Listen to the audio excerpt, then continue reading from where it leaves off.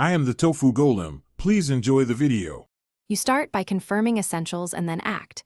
Shut off the supply briefly, lift the tank lid, and watch one full flush to see what fails. Look for a cracked flapper, misaligned chain, or slow tank refill. These are the common culprits. Once you spot the symptom, decide whether you need a fast adjustment like shortening a chain or a replacement part. Make sure to note the brand and measurements. This saves time when you buy a replacement.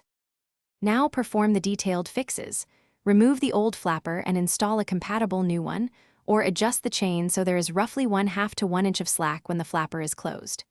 Next, inspect the fill valve. Clean mineral buildup or replace the assembly if it fails to shut off.